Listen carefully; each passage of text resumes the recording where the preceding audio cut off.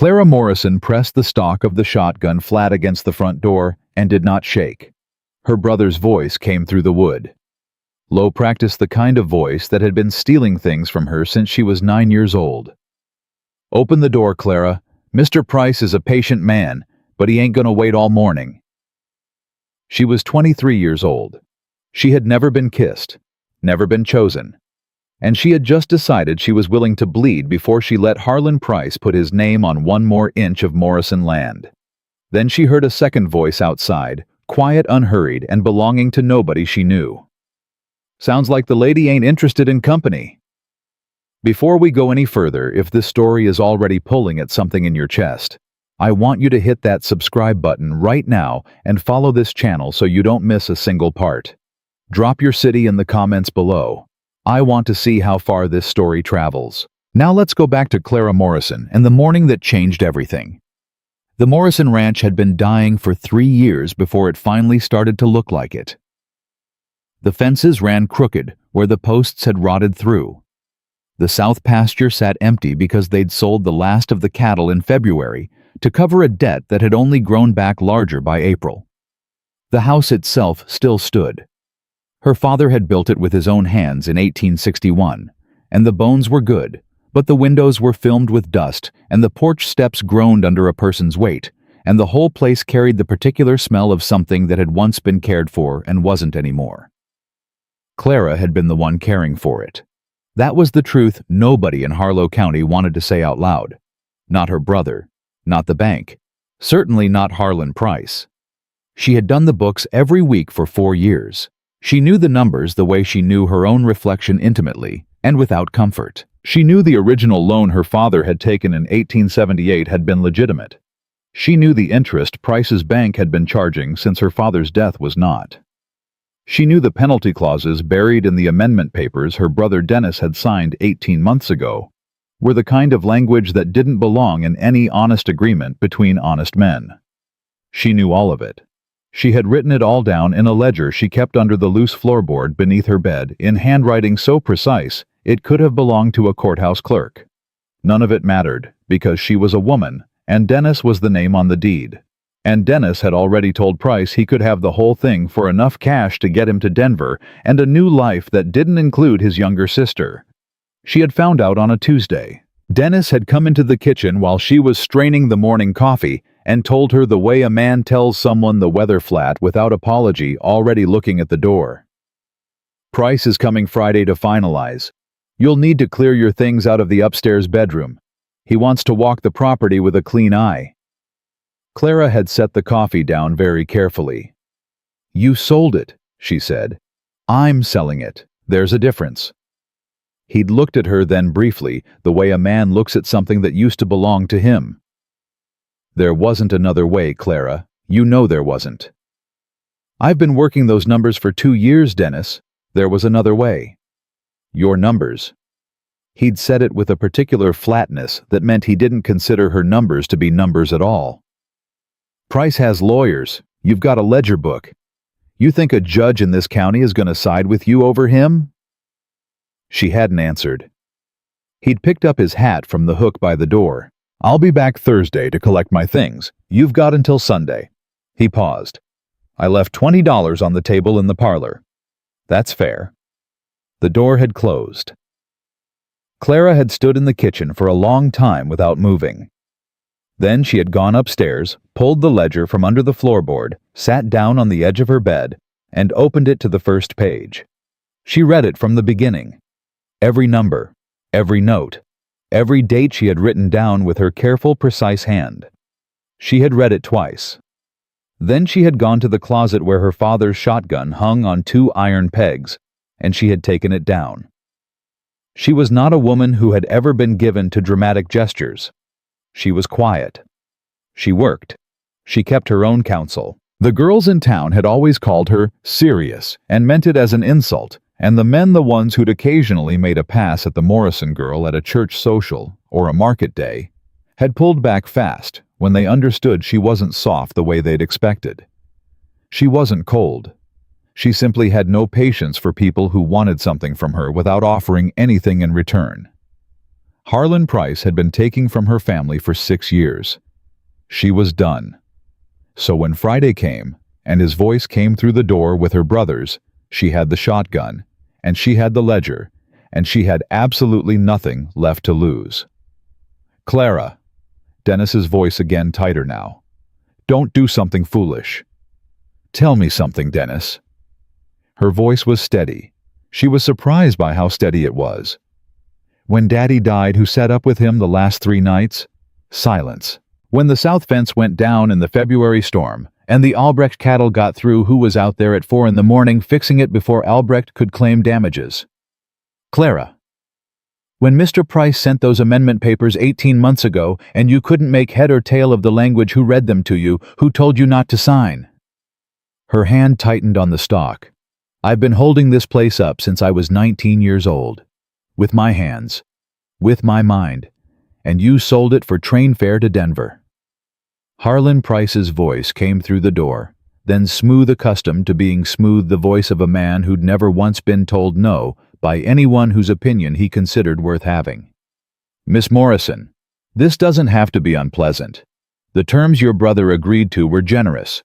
There's no reason—" "Get off my porch." A pause. "Legally speaking, this property—" "I said get off my porch, Mr. Price." Another pause.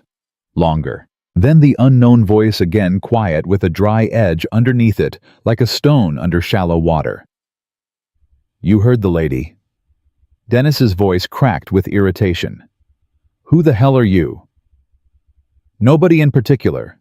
Just somebody who rode in this morning and happened to hear a woman inside a house telling 2 men on her porch she doesn't want company." A beat. "In my experience, that's a pretty clear instruction." Clara heard shuffling. Heard Price say something low and sharp to Dennis. Heard Dennis reply, his voice thinned down with something that might have been embarrassment. Then she heard boots on the porch steps, 2 sets of them retreating. She waited. When the sound of horses faded down the road, she lowered the shotgun and stood very still for a moment, listening to the quiet. Then she opened the door. The man on the porch was leaning against the post at the top of the steps, hat pushed back on his head, looking in the direction the horses had gone. He was lean the way men get who've spent years doing physical work and not always eating enough of anything. His jacket was worn at the elbows. His boots had seen considerable distance. He turned when the door opened and looked at her. "They're gone," he said. "I noticed." She still had the shotgun. She was not ashamed of it. "You didn't have to do that." "No, ma'am, I didn't have to." "Then why did you?" He considered the question with more seriousness than she'd expected. Man with a lawyer's voice telling a woman through her own front door that things don't have to be unpleasant. He tilted his head slightly. "In my experience, that's how unpleasant things begin." Clara looked at him. He was maybe 30, brown eyes level and watchful, the kind that had learned to read situations fast and had been doing it long enough that it no longer showed as effort. "I don't know you," she said. "No, ma'am. Ethan Calloway. I was passing through. My horse threw a shoe about a mile up the road. I was looking for a ranch that might let me work for a day in exchange for feed and a place to sleep." "We don't have feed to spare." "All right." "And the bunkhouse roof leaks." "I've slept wet before." She studied him. "You carrying," she said. He pulled his jacket back on the left side. The revolver was holstered clean, grip forward, the leather worn dark with use. "You any good with a hammer?" she said. "Better than average." "Fence posts." "Yes, ma'am." She was quiet for a moment. "You can have breakfast," she said. "Then I'll show you what needs doing. You work a fair day, I'll feed you, and you can have the bunkhouse leak and all." She paused. "Those men are going to come back." "I figured." "They're going to come back with papers, legal papers, and they're going to tell me I have no recourse." "Do you—" She held up the ledger. "Maybe," she said. "But I need time to find out." Ethan Calloway looked at the ledger. Then he looked at her. Something crossed his face that she didn't know how to name. Not pity. She would have shut the door on pity something quieter and more considered than that. "All right," he said. "All right what?"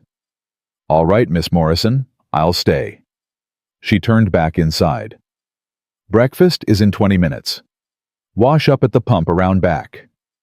She heard him step off the porch behind her, and she did not look back, but she was aware with the particular hyper-awareness of a woman who had been alone and at risk for longer than she should have been, that his footsteps were steady and unhurried and moved in exactly the direction she'd told him.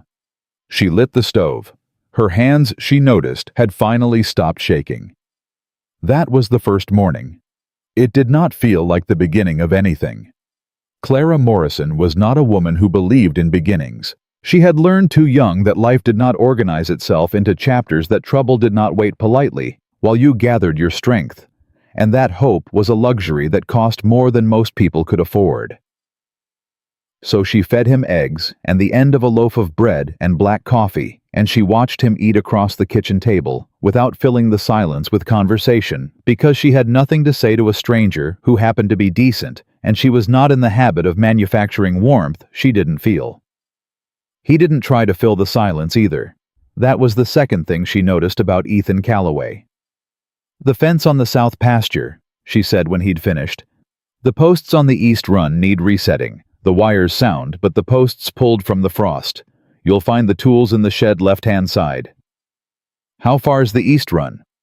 "Quarter-mile from the shed, maybe a little more." He nodded, pushed back from the table, took his plate to the dry sink without being asked. "Mr. Calloway." He looked back. "Those men," she said. The one with the lawyer's voice. "His name is Harlan Price. He owns the bank in town and 3 other businesses, and 2 of the 5 men on the county commissioner's board." She said it the way she said everything, plainly, without decoration. "I want you to understand what you stepped into this morning." Ethan looked at her for a long moment. "I appreciate you telling me straight," he said. "I'm always straight." "I noticed." He settled his hat. "I'll have a look at those fence posts." He went out.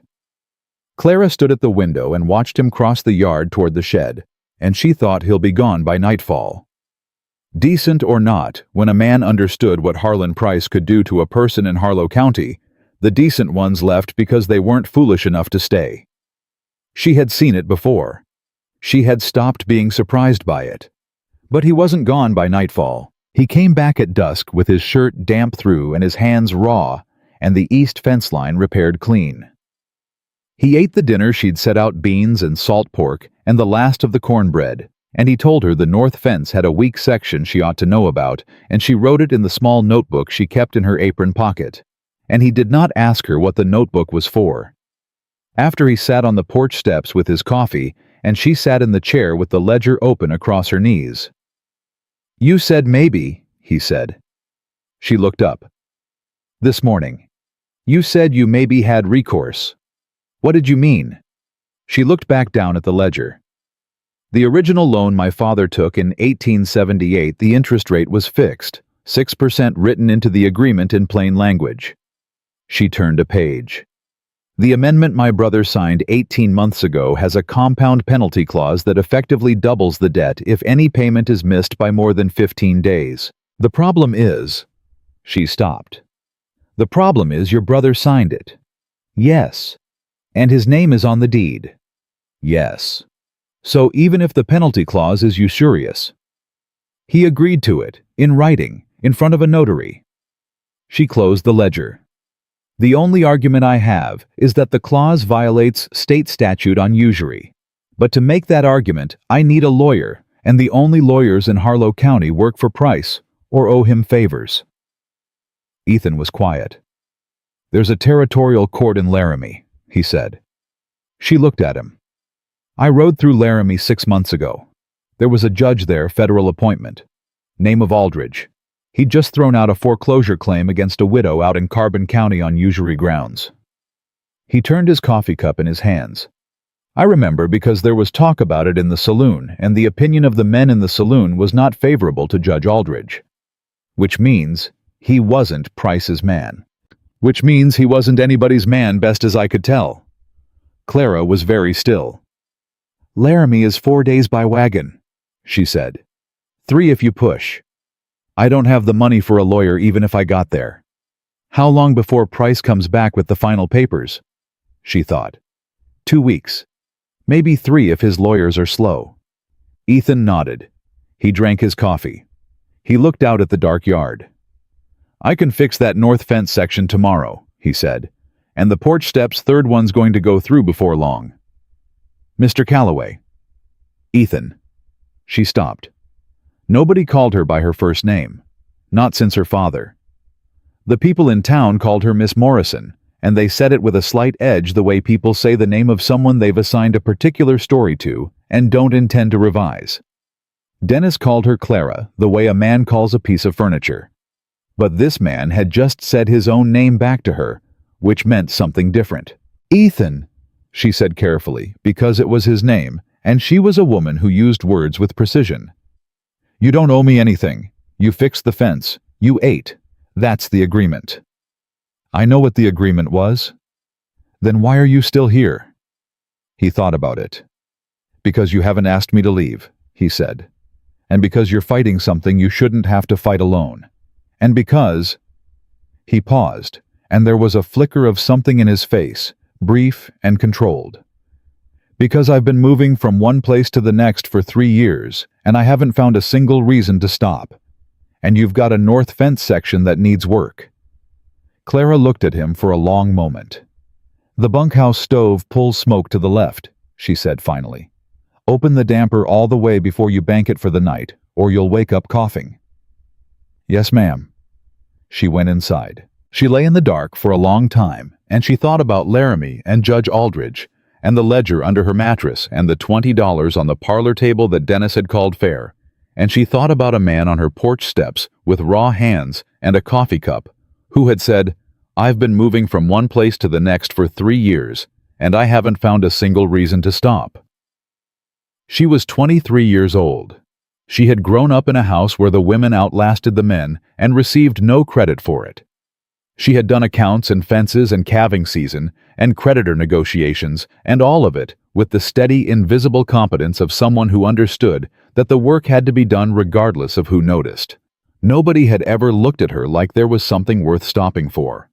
She did not know what to do with that. She decided to do what she always did when she didn't know what to do. She got up before dawn, lit the stove, and started the day. He was already at the pump when she looked out the kitchen window. She put the coffee on. The second day he fixed the north fence and the porch steps and rehung the barn door that had been dragging since October. She brought him water at midday, and he thanked her and drank it and asked her about the south pasture. Was she planning to restock cattle, and if so, when and what breed had her father preferred? Herefords, she said. Daddy said they were better in the cold than Longhorns. He was right about that. You know cattle. I know enough. He handed the empty cup back. Where'd you learn the accounting? She blinked. My father taught me. He wasn't a schooled man, but he was careful with numbers. He said a ranch that didn't know its own numbers was a ranch that was already dying, it just hadn't fallen down yet. Smart man. He was. A pause. I'm sorry you lost him, Ethan said. She had heard those words many times in the 4 years since her father's death. She had never once believed the people saying them. She believed this man. She didn't know what to do with that either. Can you ride? She said. Yes. If I write out what I need to explain to Judge Aldridge, if I put it in plain terms clear enough that a man could carry it and speak to it, if I can't get there myself. You're going, he said. You know this material better than anyone. You're the one who has to go. I can't leave the ranch unattended for 3 days. I'll be here. She looked at him. You don't know me, she said. No, ma'am. I could be anyone. I could have enemies you don't know about. Price could come back while I'm gone and... Miss Morrison. His voice was quiet, firm. Clara. The name sat there between them, deliberate and careful. I'll be here. I'll keep the place. And when you come back from Laramie, I'll still be here. She wanted to say that she didn't believe him, that she had learned not to believe anyone who said they'd stay, because in her experience, the people who said it were always the first to go when staying became inconvenient. But there was something in the way he said it that was not a promise offered carelessly. It was a thing he'd thought about, a decision he'd already made. "The tool's in the shed," she said finally. "If you need to use any of them, the long-handled spade is the best one. The short spade has a cracked handle. Don't put weight on it." "All right. I'll write to Judge Aldridge tonight. I'll need 2 days to prepare the full case summary. I'll finish the shed roof while you write." She turned to go back to the house. "Clara." She stopped. "Those numbers you've been keeping," he said. "They're the truth." She looked back at him. "They're the truth," he said again simply. "And the truth is worth going to Laramie for." She stood there in the yard between the house and the barn, and for one unguarded moment, she felt the thing she had learned not to feel, the warm, dangerous pull of believing that someone was on her side. She turned away before he could see it on her face, but she was already writing the letter in her head before she reached the porch steps. And downstairs in the ledger under her mattress, the truth was waiting. She wrote until past midnight. The lamp on the kitchen table burned down to a stub, and she lit a second one without breaking her pen stroke, because the argument she was building could not afford gaps. Every clause she cited needed a corresponding date.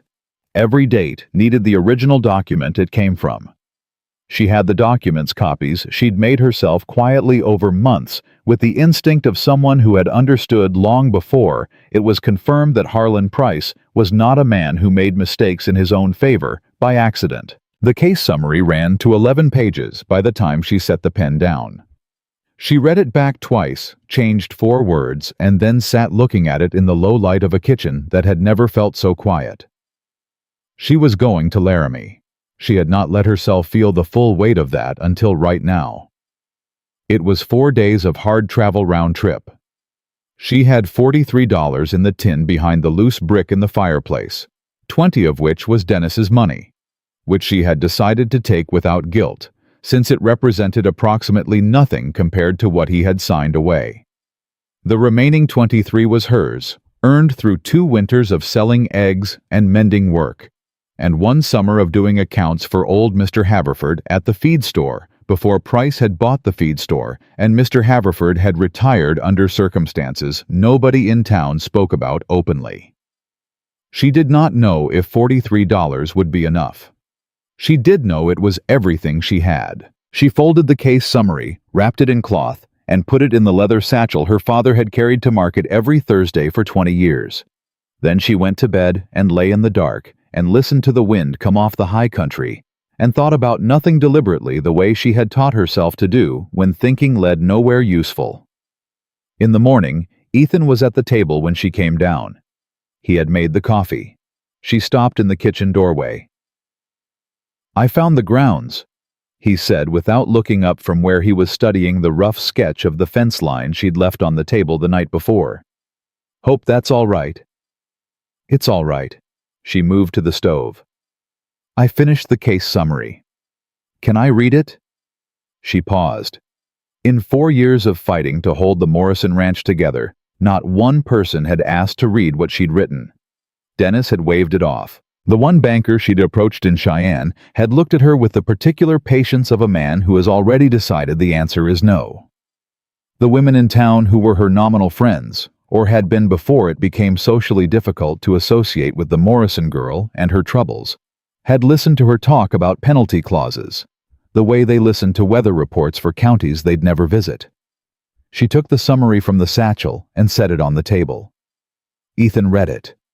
He read it the way she had read it the night before, slowly, without skipping, with the occasional pause that meant he had gone back to check something against an earlier page.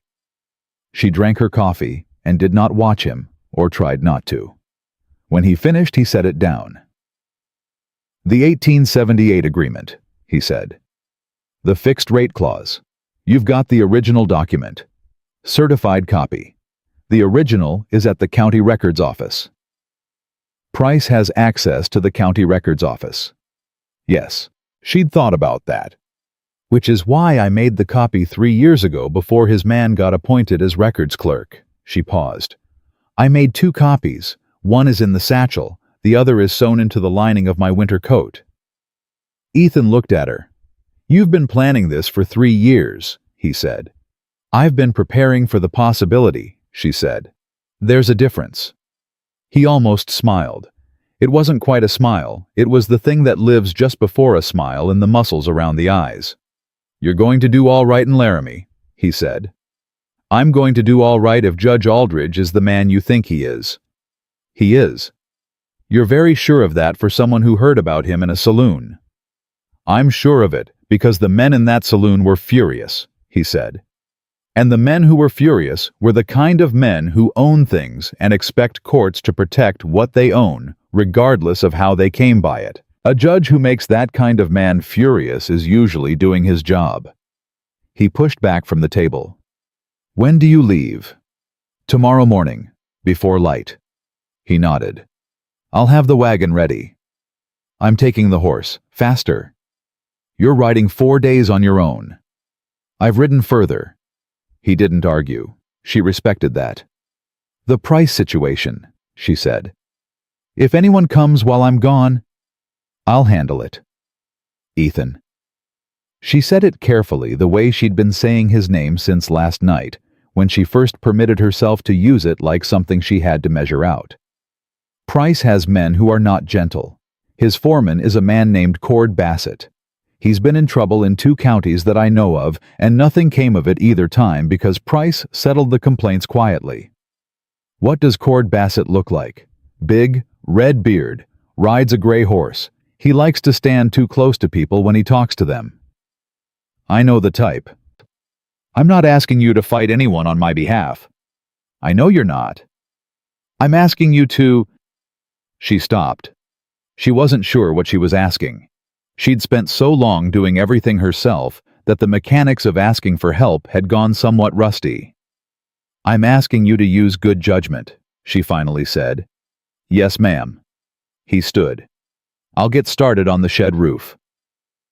She watched him go out, and then she sat at the kitchen table for a while, with her coffee going cold, and she thought about the fact that she was leaving her ranch. Her father's ranch, in the care of a man she had known for 2 days, and that the extraordinary thing was not how frightening that felt, but how much it didn't.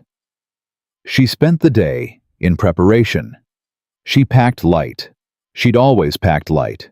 It was one of the practical habits that came from a life in which the weight you carried had to be weight you could manage alone. She reviewed the case summary a 3rd time, and made one addition a citation she'd remembered from a legal almanac she'd read 2 years ago in the Cheyenne library. She oiled the leather satchel and checked the straps. At midday, she brought lunch out to where Ethan was working on the shed.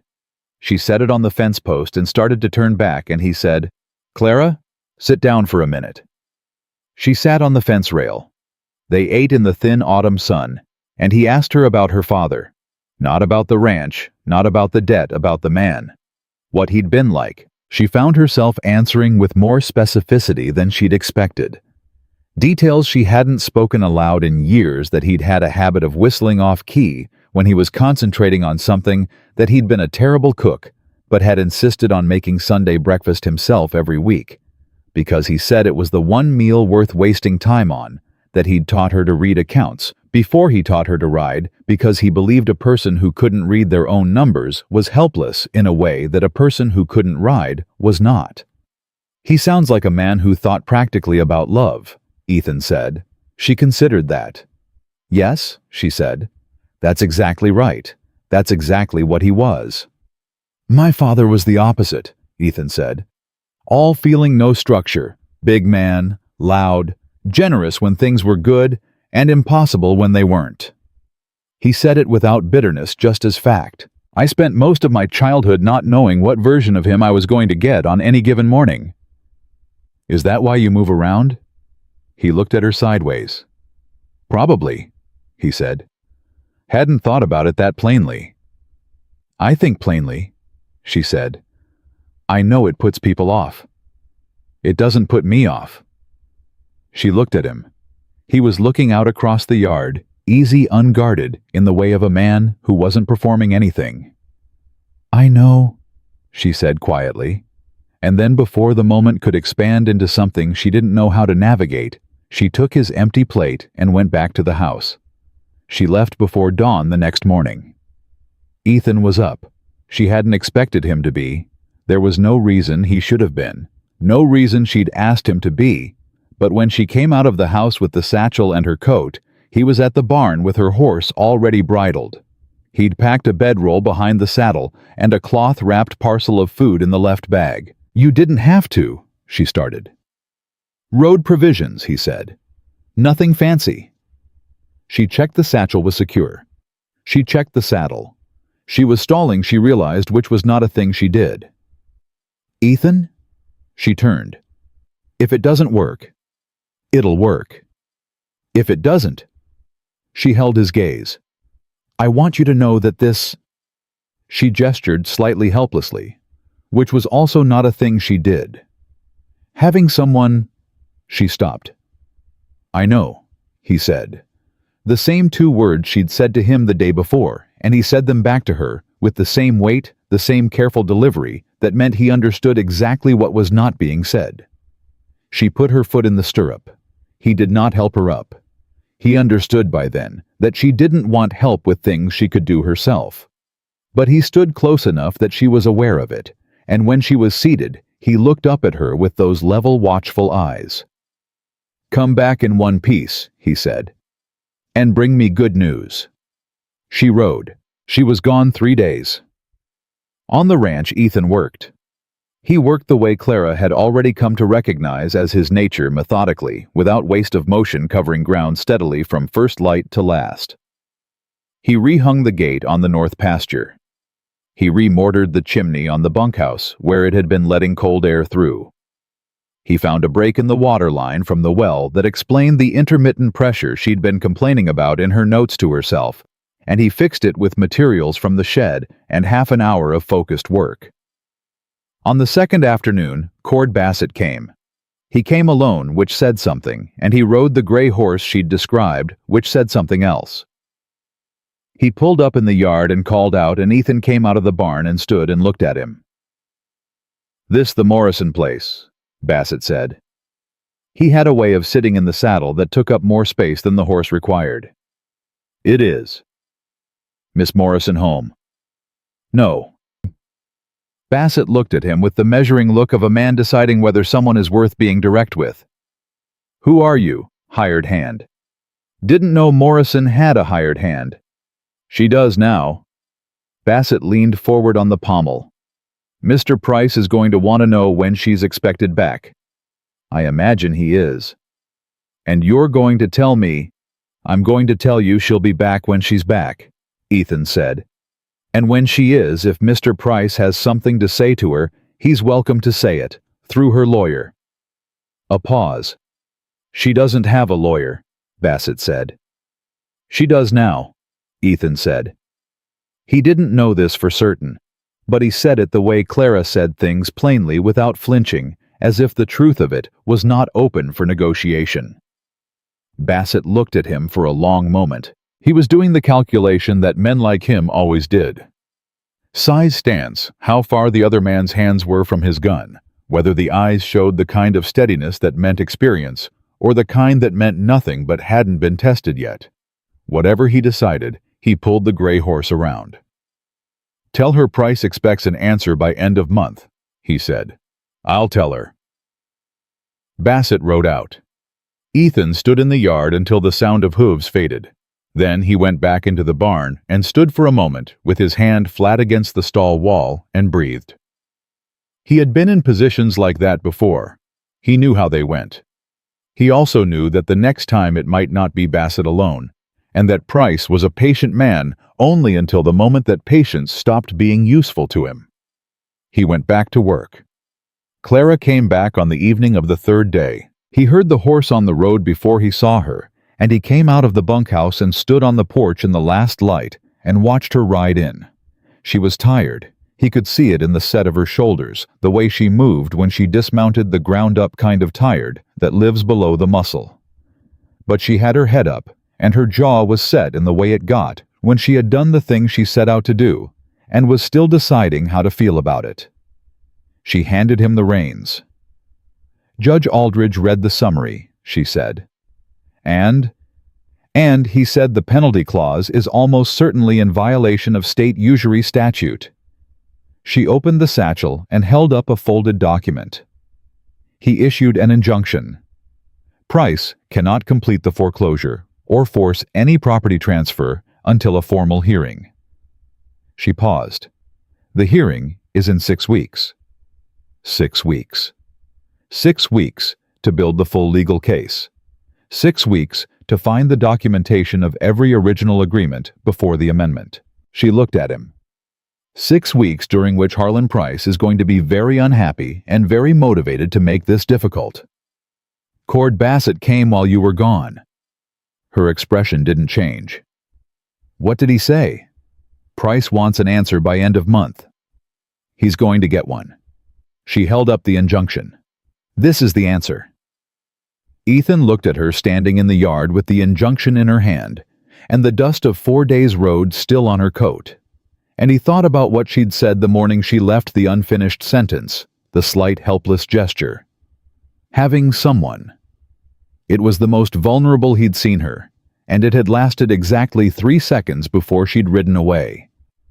You should eat, he said. I should. She didn't move. Ethan? Yeah.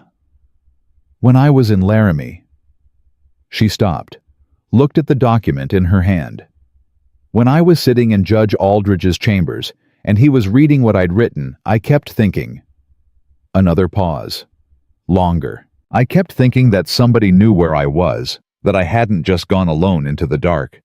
She looked up. I don't know what to do with that feeling. You don't have to do anything with it, he said. It's just a feeling. I'm not practiced at feelings that aren't useful. This one's useful, he said. It means you're not alone anymore. She looked at him for a moment that held more inside it than either of them chose to acknowledge. Then she folded the injunction back into the satchel. I'll start supper, she said. I'll see to the horse. She went up the porch steps. At the top she stopped with her hand on the door and said without turning. The south fence, the weak section you mentioned. I've been thinking we should reset the whole east run, not just the weak section. If we're going to restock in spring, we need it solid. I can start on that tomorrow. All right. A pause. Thank you. For staying. She went inside. Ethan stood in the yard with her horse and the last of the day's light, and did not examine too closely the fact that he could not remember the last time a place had felt in any sense like somewhere he was supposed to be. He led the horse to water. Above the ranch the sky had gone the color of iron and was filling quietly with the first stars. The injunction bought them time, but time in Harlow County had a way of costing more than it was worth. The first sign came 4 days after Clara returned from Laramie. She rode into town for flour and lamp oil, and was met at the door of the general store by Mrs. Alderman, who had been a decent woman in Clara's experience, not warm, but decent, and who now looked at her with the careful blankness of someone who had been given instructions. I'm sorry, Clara. Mr. Price bought the store's note last week. I can't extend credit to the Morrison account. Clara had not been asking for credit. She had the money in her coat pocket. She said so. Mrs. Alderman looked at the counter. Cash sales only, for Morrison account. Clara put the money on the counter. Mrs. Alderman sold her the flour and oil and did not meet her eyes once during the transaction. At the feed store, same. At the dry goods, the man behind the counter told her they were out of lamp wicking, which she could see from where she stood was not true. Price was cutting her off. Not dramatically, not with confrontation or legal maneuver, nothing she could cite in a courtroom. Just the slow, patient suffocation of a man who owned enough of a town to make life progressively impossible for anyone he chose. She rode home and told Ethan. He listened without interrupting, which she'd come to understand was how he processed things fully before responding. He's trying to wear you down before the hearing, he said. I know what he's doing. What do you need from town that you can't do without? She had already made the list in her head on the ride home. She was always making lists. The lamp oil will last 3 weeks if I'm careful. The flour is fine for now. The real problem is the attorney. She put her hands flat on the kitchen table. Judge Aldridge gave us 6 weeks and the framework of an argument, but a federal hearing requires formal representation. I need a lawyer to file the brief and appear at the hearing, and the lawyers Price doesn't own are 3 of them in Cheyenne, and 2 of them require a retainer I don't have. How much? The cheaper of the 2 is asking $60 up front. Ethan was quiet. I have $41, she said. After the Laramie trip. He reached into his jacket and put money on the table. She looked at it, 2 10s and a 5. No, she said. Clara. No. She said it without heat, but with the full weight of a woman who had thought this out. I will not take your money. I won't do it. Not because of pride. I don't have the luxury of pride right now, but because I will not put a man's money into a fight for land that isn't his, and then owe him a debt I can't name the terms of. I've seen what unnamed debts do to people. I'm not Price, he said. I know that. I'm not asking for anything in return. I know that too. She looked at him steadily. Put it away, Ethan. Please. He put it away, slowly. She could see it cost him something to do it, and she was grateful that he did it anyway. There's another way, she said. The Morrison land has a timber stand in the northeast corner, 40 acres. It's not on the primary deed, it's listed as a separate parcel in my father's estate filing. Dennis didn't know about it. Price doesn't know about it. She pulled the ledger from the shelf. I can sell the timber rights. Not the land, just the rights for a season. There's a mill in Carbon County that's been looking for new sources. You'd have to go to Carbon County. 2 days. Price's men will follow you this time. I know. Clara. His voice had changed. It was still quiet, but there was something underneath it now, a tightening she hadn't heard before. This isn't just legal maneuvering anymore. He's already cut you off from town. If he knows you've found a way to fund the hearing, he's not going to sit and wait for the courts. What are you saying? I'm saying Cord Bassett didn't come here alone last time by accident. He came alone to see what he was dealing with. The next time won't be a visit. She looked at him. You think he'll move against the property? I think a man who owns 2 county commissioners doesn't have to wait for a court to act if he decides courts are taking too long. The kitchen was very quiet. Then I need to get to Carbon County before he decides that, she said. She left the next morning. This time, Ethan did not let her go alone. She hadn't asked him to come. He'd simply appeared at the barn when she was saddling up with his own horse ready and his jacket on, and he'd said, 2 riders are harder to follow than 1, and if Bassett's men are on the road, you need someone watching the other direction. She had looked at him for a moment. Then she'd said, we ride hard. I don't stop for comfort. I didn't figure you did. They made Carbon County in a day and a half pushing until it was too dark to push safely, and then sleeping a few hours on the road. They did not speak much during the riding, but the silence between them had changed from what it had been in those first days on the ranch. It had lost the careful edge of 2 people managing distance. It was comfortable in the way of shared effort, the quiet of people who are working toward the same thing and don't need to perform the fact of it. The mill owner in Carbon County was a man named Gruber Stout and Practical, who had no connection to Price's network and who listened to Clara's proposal with the focused attention of a businessman recognizing opportunity. She explained the timber parcel, the acreage, the species, what she'd estimated of the board-foot yield based on surveys she'd found in her father's papers. He asked 4 questions. She had the answers to all of them because she had been preparing them in her head for 2 days. He offered $45 for a single-season rights agreement. She said $50. He said $47 and a handshake. She took it. On the road back, Ethan said, "You're good at that." At what? Negotiating. You don't flinch. Flinching costs money. Where'd you learn that? She thought about it. Same place I learned everything. Watching what my father did and thinking about what he should have done differently. She paused. He was a good man. He wasn't always a careful one. He trusted people he shouldn't have because he thought decency was universal. It's not. No, it's not. She looked at the road ahead. But it's not as rare as Price wants people to think it is either. She felt rather than saw him look at her. They were 2 hours from the ranch when they saw the smoke. It was late afternoon, and the light was flat and gray, and the smoke rose in a column that was wrong for a cook fire, too broad, too dark, coming from the direction of the south pasture. Clara saw it first and did not say anything. She just rode faster, and he rode with her, and they came over the last rise and saw that the fence line was burning. Not the house. Not the barn. The fence line, a long run of it along the south pasture, the posts blazing the wire already warped from the heat. Someone had done it deliberately and recently because the fire was still going. Clara pulled up and sat very still on her horse and looked at it. "That's a message," Ethan said. "I know. He's telling you he can do this any time. He's telling you the hearing doesn't matter because there won't be a ranch left to fight over." "I know." Her voice was even, too even. The kind of even that is control pulled very tight over something that is not even at all. "Clara, I need to think."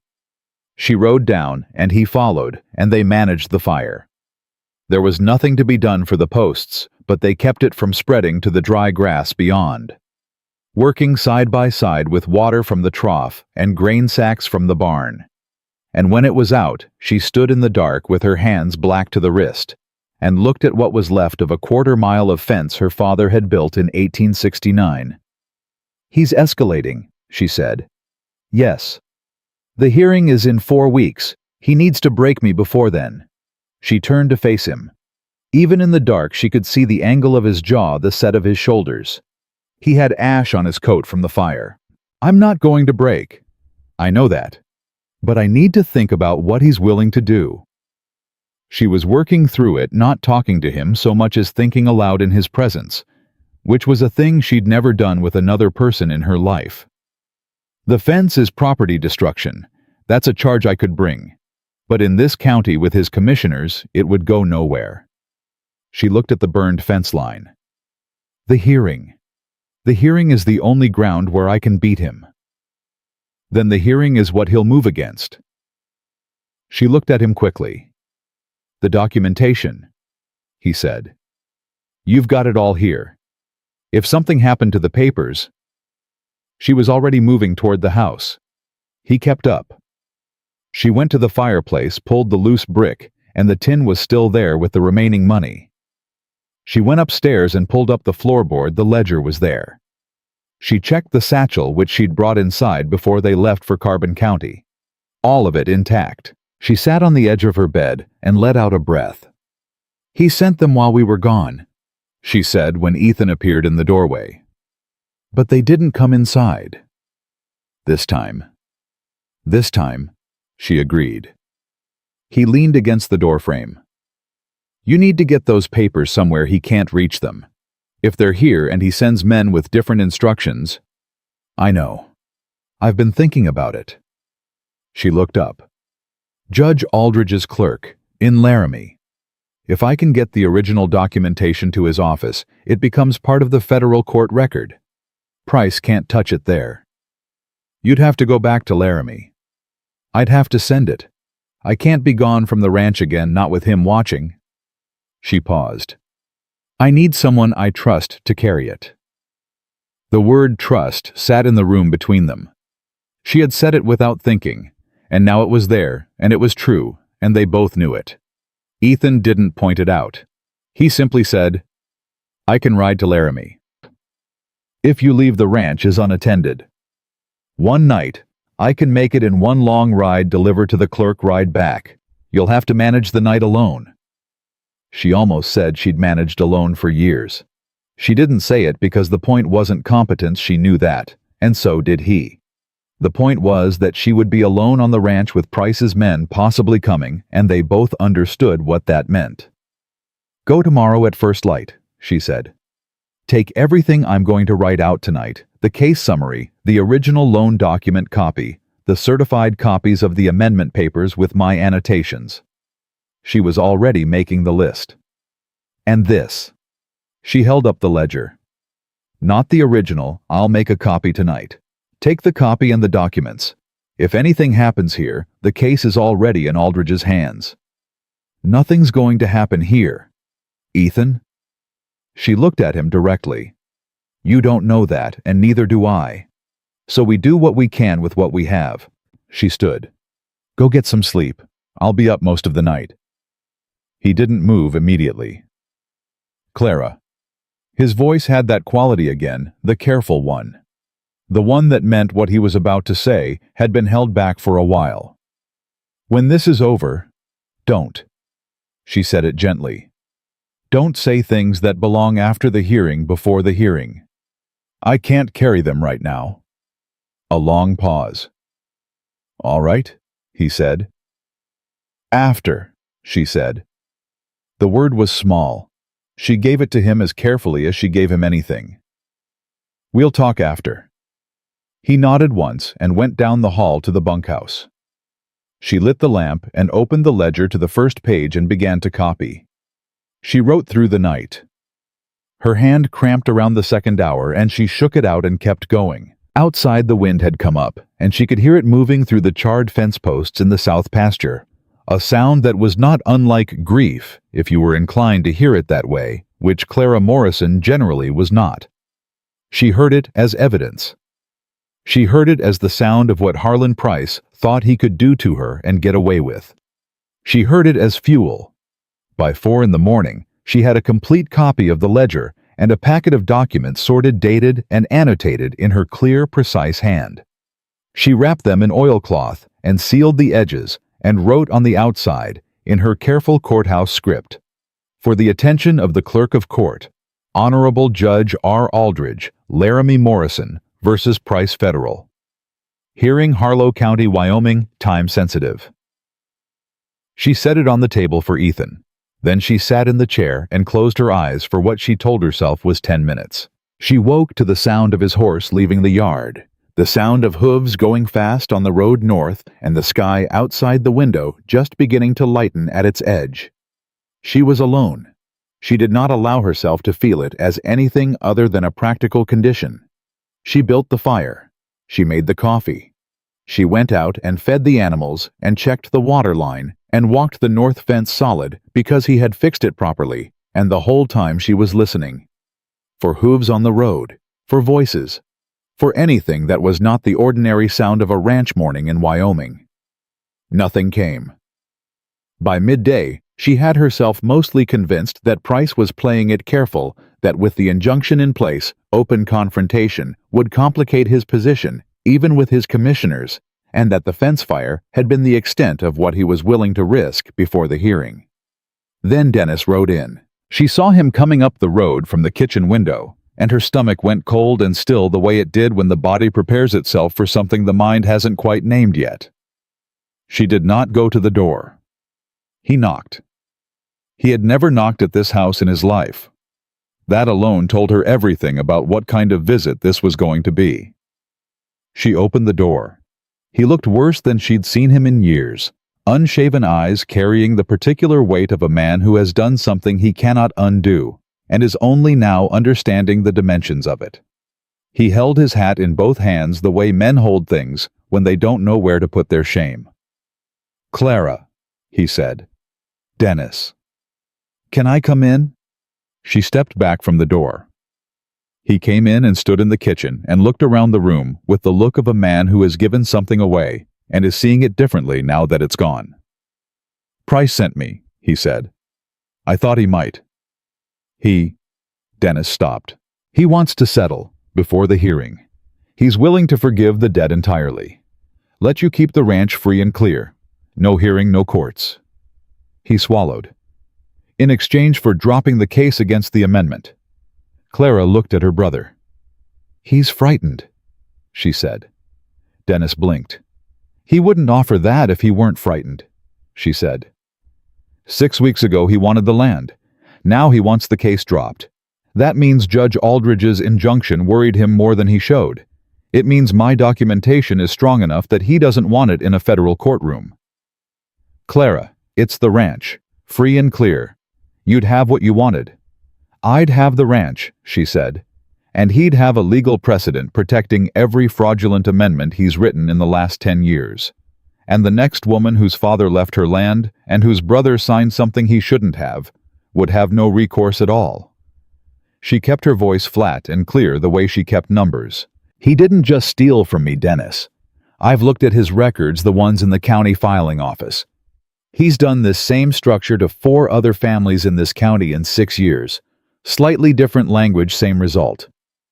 Dennis was very still. You knew that, she said. Didn't you? Clara. Not all of it, but enough. You knew he'd done it before. He looked at the floor. He said it was business.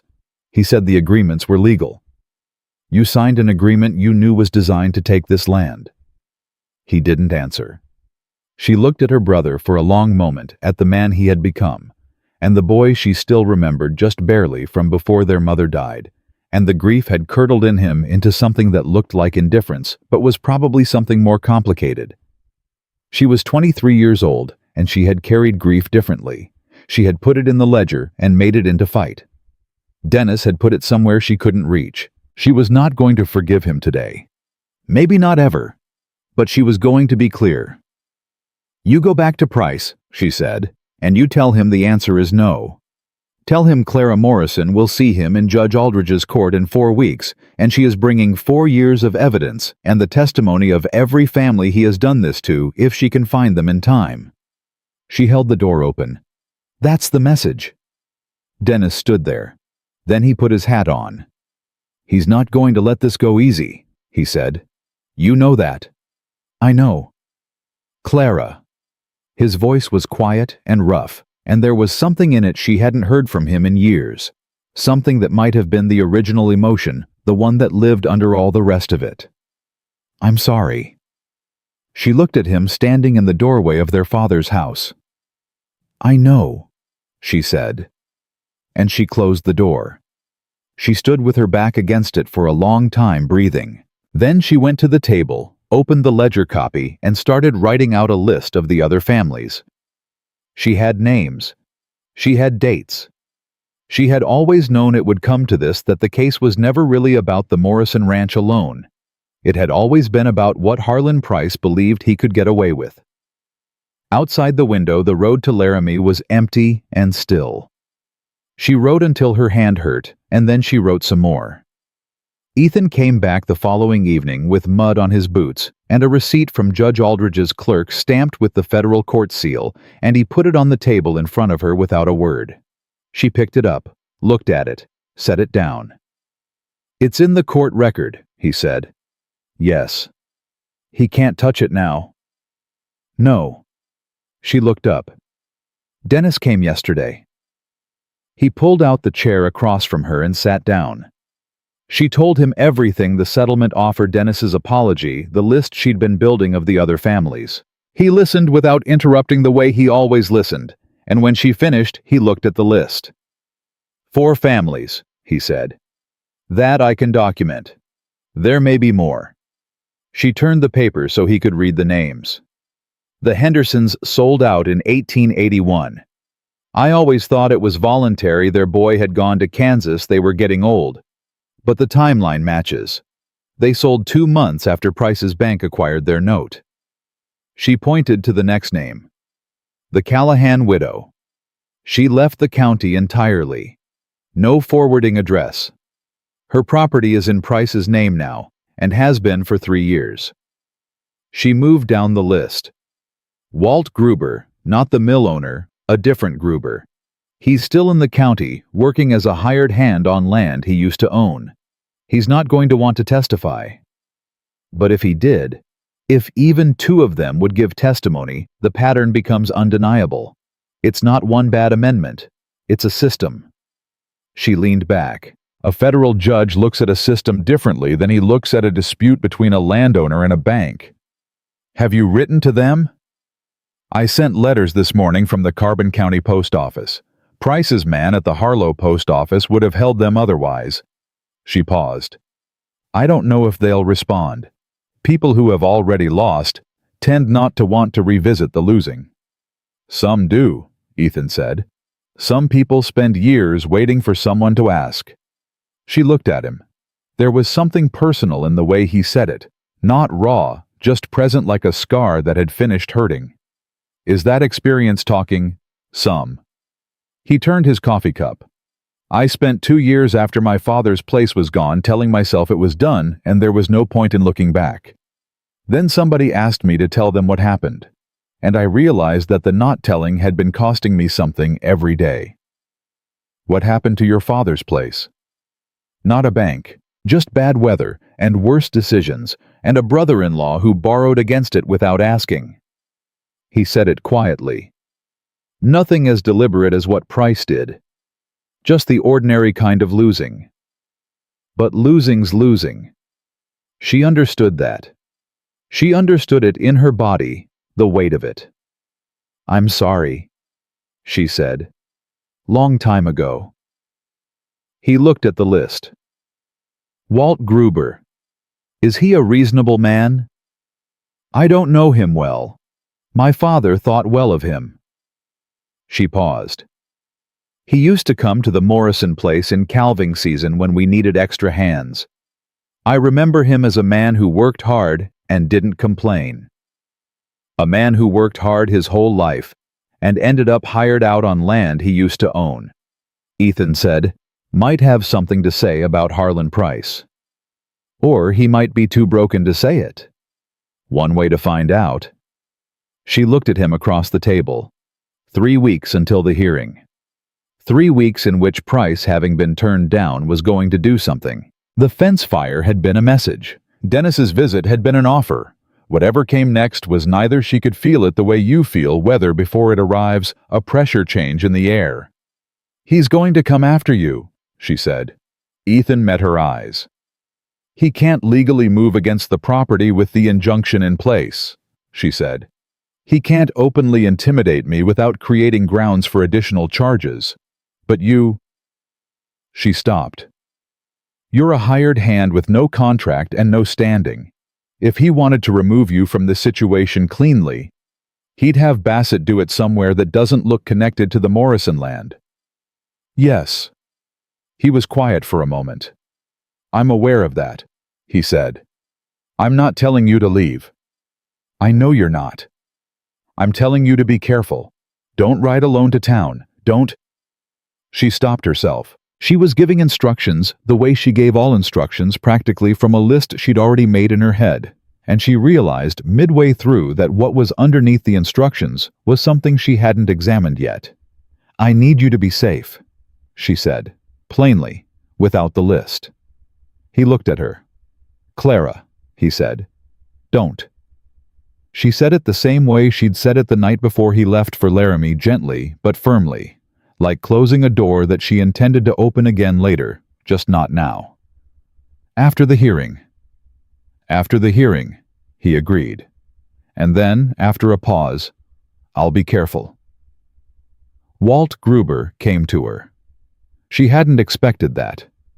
She'd sent the letter with low hope and told herself it would likely sit unread or be returned, and she had spent the days after making the case as strong as she could without his testimony. Then 9 days before the hearing, she was out checking the north fence when she heard a horse on the road and looked up and saw a man she would not have recognized if she didn't know to look for him, older than her memory of him, thinner, with the particular diminishment of a man who has spent years doing work below his capacity.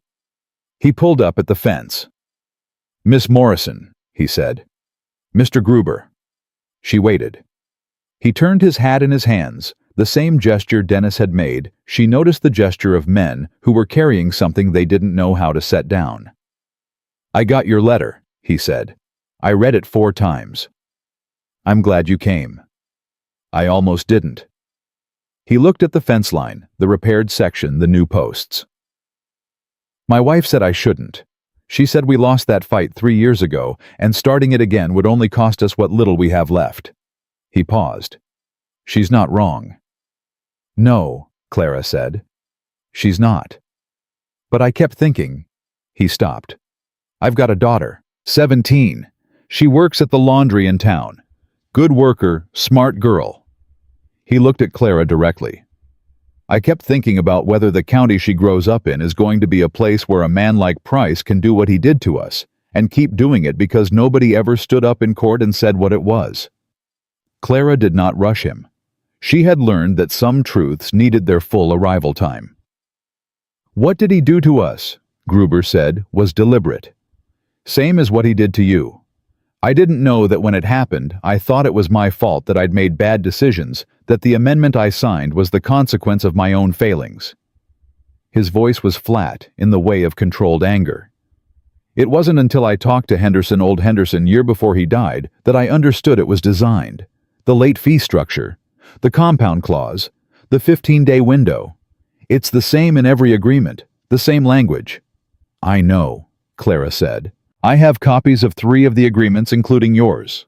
The language is nearly identical. He stared at her. How did you get mine? County records, before his man became clerk. She looked at him steadily. Mr. Gruber, if you're willing to testify, I need you in Laramie in 9 days.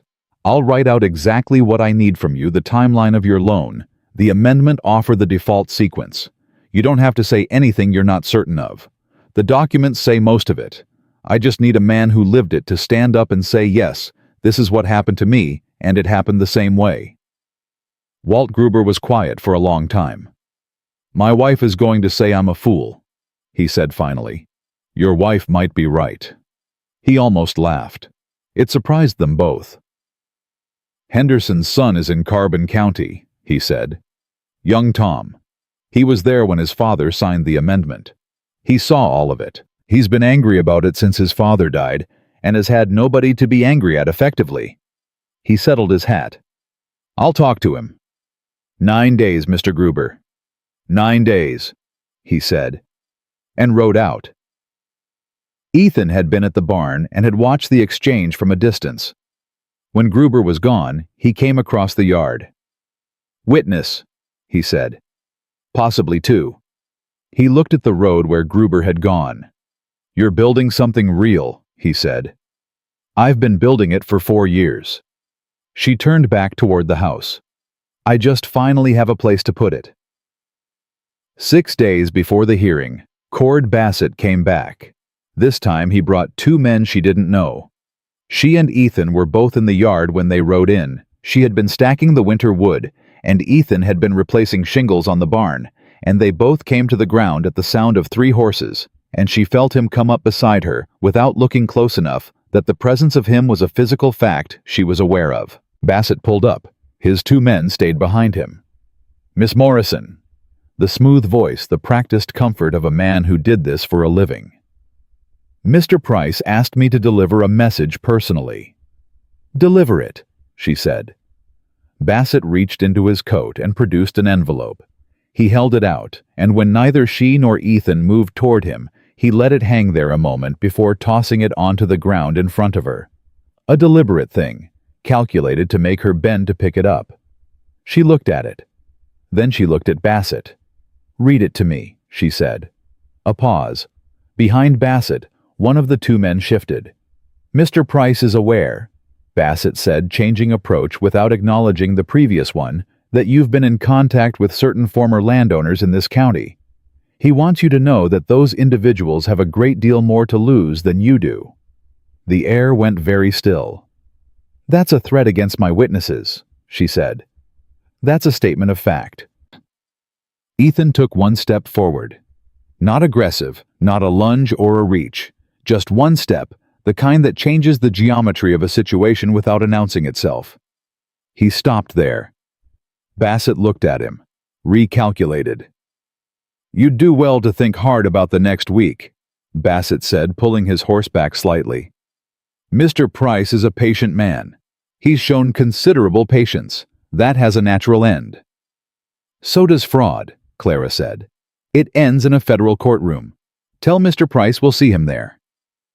Bassett looked at her for a moment, with the look of a man who is deciding whether to be impressed or annoyed, and settles on annoyed because it's more comfortable. Then he rode out. His men followed. Clara waited until the sound was fully gone. Then she let out the breath she'd been holding for the last 3 minutes. "He's going after Gruber," she said. "Yes. I need to warn him." She was already thinking through it. If Price pressures the man Gruber works for, whoever owns that land now, he can threaten Gruber's livelihood, his position. If Gruber loses his work over this, write to him tonight. Tell him what Bassett said. And Tom Henderson. She picked up the envelope from the ground, opened it. It was a single page, a formal letter from Price's attorney restating the settlement offer from Dennis's visit with a new deadline. 4 days from now. He's squeezing from both sides. The settlement deadline before the hearing, the threat against the witnesses. She folded the letter. He's frightened. He's been frightened since the injunction, and now he's frightened enough to show it. "Frightened men are dangerous," Ethan said. "I know." She looked at the road. "Ethan, what Bassett said about the witnesses having more to lose than I do." She paused. "He's right. Gruber has almost nothing left. If Price costs him his work, his daughter loses her home. Tom Henderson has a young family." She was thinking it through aloud. "I can't ask people to testify if testifying destroys what they have left." "You're not forcing them." "I know, but I need to be honest with them about the risk." She looked at him. "And if they pull back, if Price succeeds in intimidating them before the hearing, I need to know whether the documentary case is strong enough alone." "Is it?" she thought. Careful, honest thought. "Maybe," she said. "Aldridge saw the pattern in the documents already, or he wouldn't have issued the injunction. With testimony, it's airtight. Without—" she stopped. "Without testimony, it's strong but arguable. A good lawyer for Price could complicate it. Then we protect the witnesses."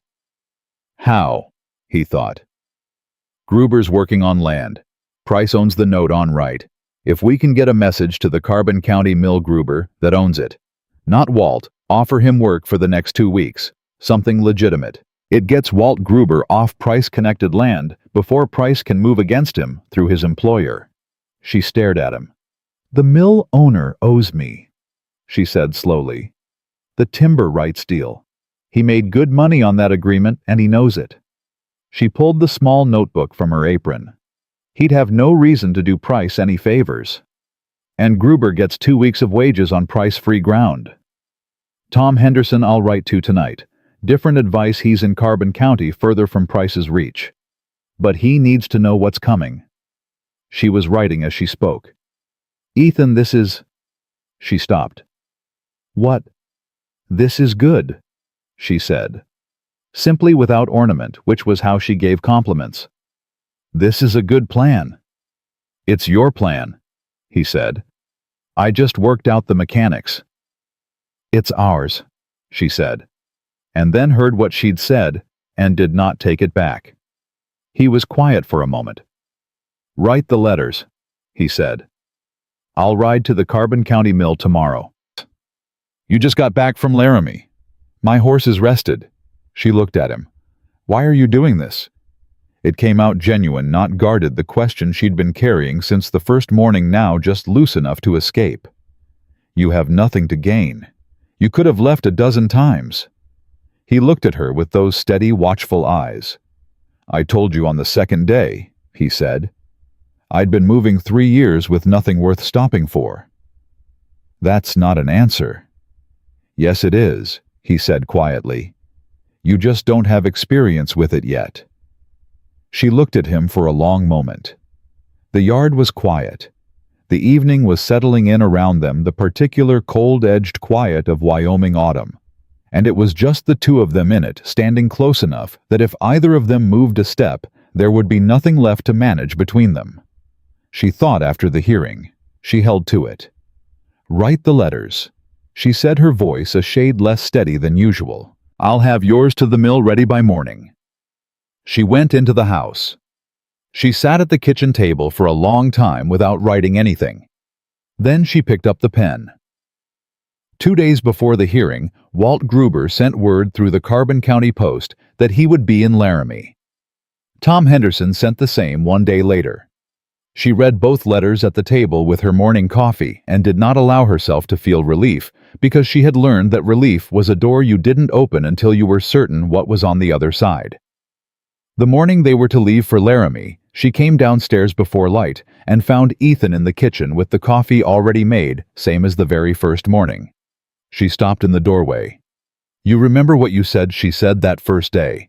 That you'd been looking for a reason to stop." He looked up from the table. "I remember."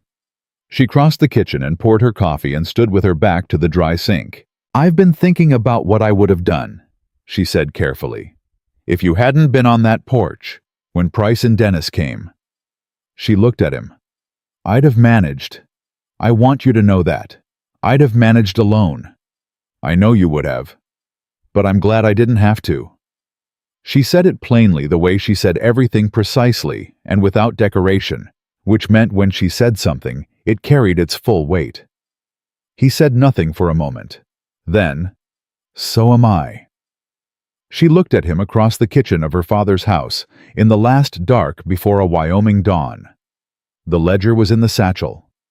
The documents were in the federal court record. Walt Gruber and Tom Henderson were on their way to Laramie. In 2 days, Clara Morrison was going to stand up in front of a federal judge and say what Harlan Price had done, and she was going to say it with evidence, and she was going to say it with witnesses, and she was going to say it with 4 years of careful, precise, unimpeachable numbers behind her. She picked up the satchel. "Let's go," she said. He stood, and they walked out together into the cold morning air toward everything that was coming. The road to Laramie was cold and clear, the kind of morning that made the distance feel both longer and more possible at the same time. They rode mostly in silence, which was their way, and the silence was the comfortable kind that had been built over weeks of shared work and shared purpose, and a great many things said plainly, and a few things said carefully, and some things not yet said at all. Clara kept the satchel across her lap. She had checked the documents twice before leaving the ranch, and once more when they stopped to water the horses at midday, not because she doubted them, but because checking was how she managed the particular anxiety of approaching something she could not control. She could control the documents. She could not control Judge Aldridge or the lawyer Price had certainly hired, a real one, expensive, from outside the county, or the way a courtroom felt when you were the one making the argument and everything you had was on the table. "You're checking the satchel again," Ethan said without looking over. "I'm aware of that. The documents haven't changed since this morning." "I know." "Clara." She looked at him. "You've been preparing for this for 4 years, he said. "You know this case better than any lawyer in that room. You know what the numbers say, and you know what the law says, and you know what Price did." He kept his eyes on the road. "You've already won this. You just have to go say it out loud." She held that for a moment. Then she put the satchel back across the saddle and looked at the road ahead. "You're better at this than you let on," she said. "At what?" "Knowing what someone needs to hear." He was quiet for a moment. "I've spent a lot of years watching people," he said. "When you move around as much as I have, you either learn to read people or you end up in a lot of situations you didn't anticipate."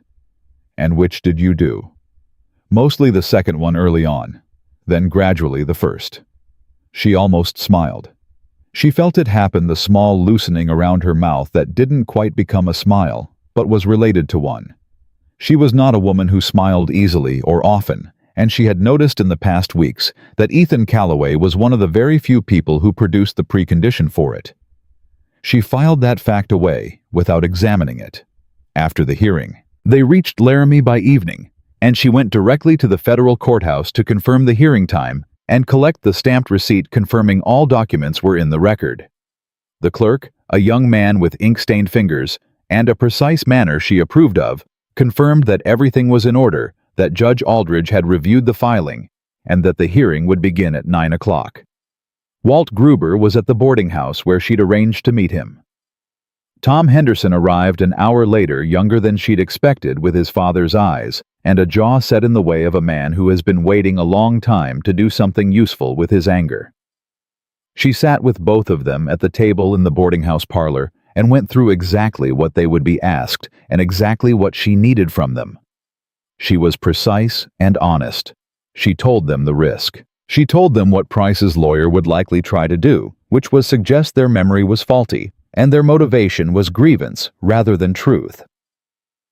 "My motivation is grievance," Walt Gruber said. "That's fine," she said. "Grievance built on fact is called testimony. Just say what happened, exactly what happened in the order it happened. Don't editorialize. Don't get angry on the stand, or if you do, let it be quiet anger. Quiet anger is more convincing than loud anger." She paused. "Tom, your father signed the amendment under what circumstances?" Tom Henderson straightened. "Price's man came out on a Thursday. Daddy had a payment due the following Monday.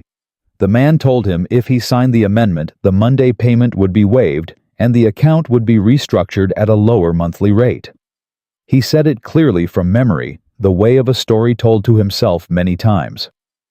Daddy signed because he thought he was getting relief. He didn't understand the compound clause. He had a third-grade education, and the clause was written in language that required, I looked it up, a college-trained man to fully parse." Clara wrote a note in the margin of her outline. "I'll cite the readability standard in my argument. A contract clause that cannot be understood by the person signing it is not a valid agreement under common law." She looked at both of them. "You're doing something important tomorrow. I want you to know that."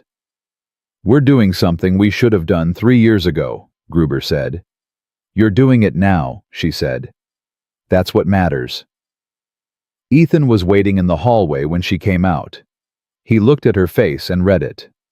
"They're ready," he said. "They're ready. And you?" She considered the question with genuine attention, which was how she considered everything. "I'm ready," she said. "I've been ready for 4 years. I just didn't have the ground to stand on yet." "You built the ground," he said. She looked at him in the dim hallway of a Laramie boarding house the night before the hearing that would determine whether everything she had worked for since she was 19 years old had been worth the working. And she thought, this is the thing I don't know how to name. Not gratitude, though it contained gratitude. Not admiration, though it contained that too. It was something closer to the feeling of being accurately seen, not the version of herself that Harlow County had decided she was not the difficult Morrison girl with her ledger and her sharp manner and her refusal to be managed, but the actual version. The one who had done the work. He saw that version. He had seen it from the first morning. She did not say any of this. She said, "Get some sleep. Tomorrow's going to be long." "Yes, ma'am," he said, and the corner of his mouth moved, and she took that small thing to bed with her and slept better than she had in weeks. The hearing began at 9 o'clock precisely. Judge Aldridge was a lean man in his 60s with a close-cut gray beard and the eyes of someone who had been lied to professionally for many years and had developed a considerable sensitivity to it. Price's attorney was from Cheyenne, a man named Welliver, polished and expensive, with the particular confidence of someone who wins in courtrooms the way other men win at cards through practice and the management of odds. Harlan Price sat at the respondent's table in a dark suit that was better than anyone else's in the room. He had not looked at Clara when she came in. She had noticed that and filed it. She presented the case herself. She had discussed with Judge Aldridge's clerk whether she could do so, and had been told that in federal equity proceedings, a party could present their own case as long as they understood they were held to the same procedural standards as a licensed attorney. She understood that. She had read every relevant procedural standard in the Laramie Courthouse library during the 2 days she'd spent here before going home. She stood in front of Judge Aldridge, and she was not afraid. She was precise. She began with the original 1878 loan agreement, the fixed rate, the clear language, the standard structure of a legitimate instrument. She presented the certified copy and the original county record reference. She moved to the amendment, walking through the clause structure, methodically citing the state usury statute by section number, explaining the mathematical effect of the compound penalty, In plain terms, actual numbers, actual outcomes. The way a woman who had been doing ranch accounts since she was 15 talks about numbers, which is without abstraction and without apology. She cited the readability standard on the compound clause. She cited the precedent from the Carbon County case Ethan had mentioned in a Laramie saloon 6 months ago, which she had since read in full and annotated. Then she called Walt Gruber. He testified quietly. He said exactly what happened in exactly the order it happened without editorializing. He was a man who had lost his land and his livelihood, and he said so without theater.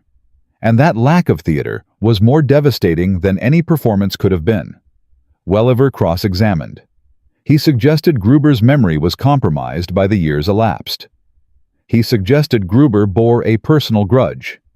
Gruber said, "I bear a factual grievance. There's a difference. I'll show you the papers." He had brought his own copies.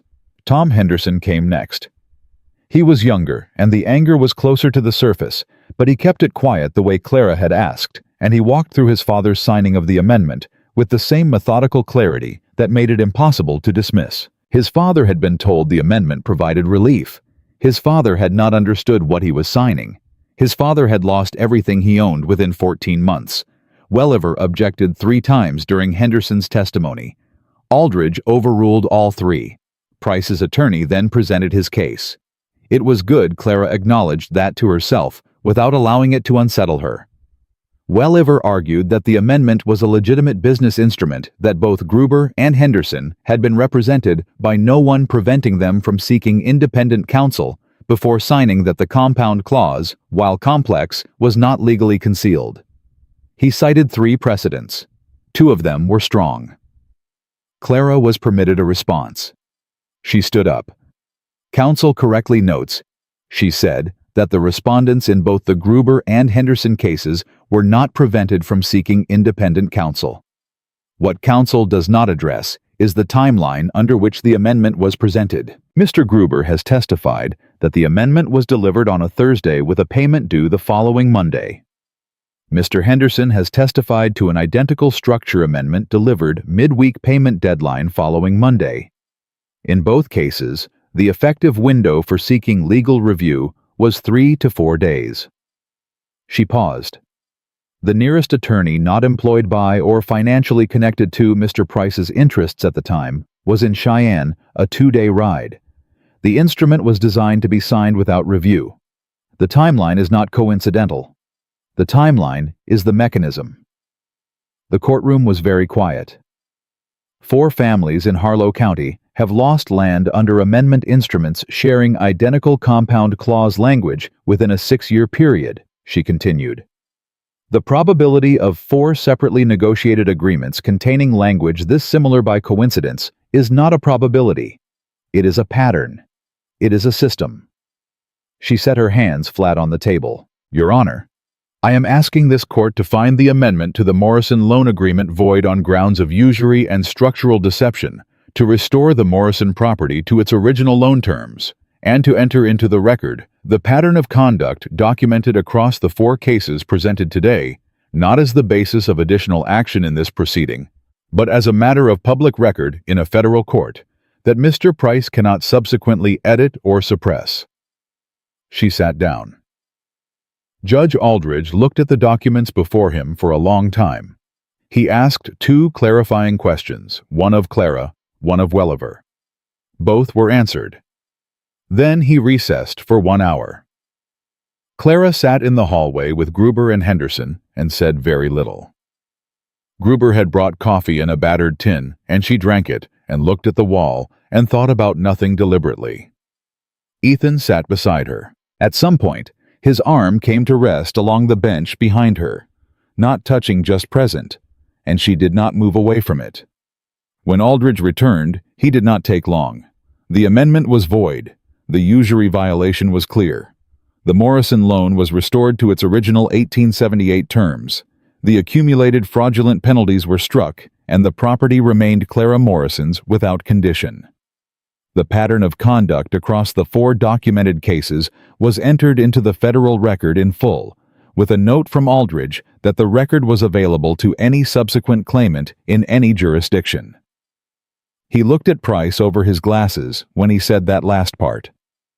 Price said nothing.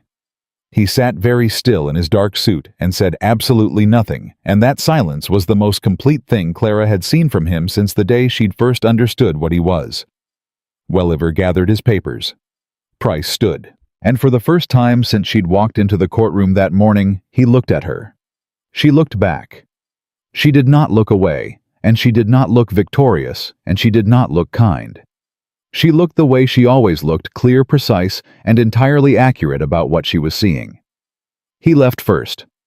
Gruber shook her hand with both of his, and his eyes were wet, and he didn't speak, and she squeezed his hand and said, "Thank you, Mr. Gruber. Your daughter's going to know her father did something worth knowing." He nodded and turned away. Tom Henderson held himself straighter than he had when he walked in, and he thanked her in a way that suggested he was thanking her for more than the courtroom, and she understood what he meant. Then it was just her and Ethan in the emptying hallway. She stood with the satchel over her shoulder and the judgment document in her handpaper with Aldridge's seal and his signature, and the words that meant the Morrison Ranch was hers, unencumbered as her father had intended it to be, and she felt the full weight of 4 years set down all at once, which was not as simple as relief. It was something larger and less comfortable than relief. It was the feeling of a person who has been carrying something so long that the putting down of it changes the way they stand. She looked at the document. Then she looked at Ethan. "Well," she said. "Well," he said. "The ranch is mine." "Yes, it is." She folded the document and put it in the satchel. She looked at the floor for a moment, collecting herself, because she was a woman who collected herself and did not apologize for it.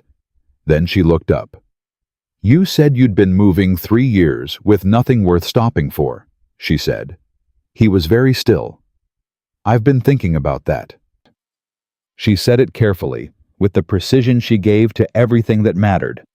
"I've been thinking about it since about the 4th day you were on the ranch, which is when I understood that I wasn't thinking about it accidentally. I was thinking about it because it was a question that had consequences. I needed to understand before I said anything out loud." She looked at him steadily. "The ranch needs work. The east fence still needs a full reset.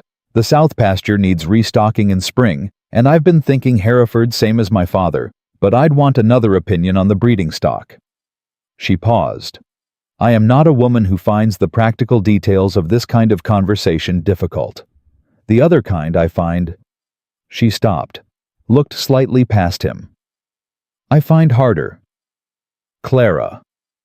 His voice was quiet, and certain the same voice he'd used on her porch steps the first morning when he said, "I'll stay," the same voice he'd used every time he said something he meant entirely. "I've never been kissed," she said.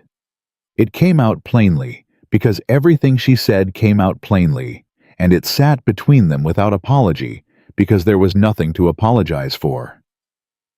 "I've never had cause to think about it as a relevant fact about myself until recently." She met his eyes. "It's recently." He looked at her for a long moment. Then he stepped forward 1 step, the kind he'd taken in the yard when Bassett came. The kind that changes the geometry of a situation without announcing itself, and he was close, and he lifted his hand and touched her face, the way you touch something you have been careful around for a long time, and are now being careful around in a different way. "Can I?" he said. She almost said something practical. She stopped herself. "Yes," she said.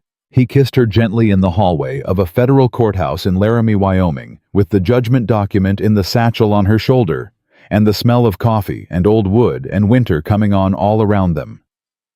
It was not what she had expected, in that she had not allowed herself to expect anything. And what it was warm and real, and entirely without performance, the way he did everything. And when it ended, she stood for a moment with her eyes closed and simply felt the fact of it, that she was 23 years old and had been kissed for the first time by a man who had read her case summary and fixed her fences and ridden to Laramie twice and stood 1 step forward every time someone tried to make her smaller, and that all of it was part of the same thing, the same continuous fact. She opened her eyes. He was watching her with those steady, watchful eyes, and something in them that was neither managed nor performed, just present, just his. "The east fence," she said. Her voice was not entirely steady. She did not mind. "I'll start Monday," he said. "And the spring restocking. I'll want to look at the pasture rotation first." "I have notes on the rotation."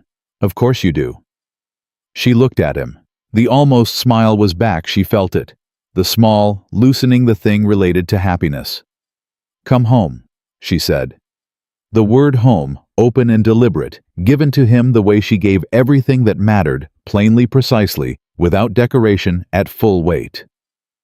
He picked up her hand from where it hung at her side, and he held it, and he said, "Let's go."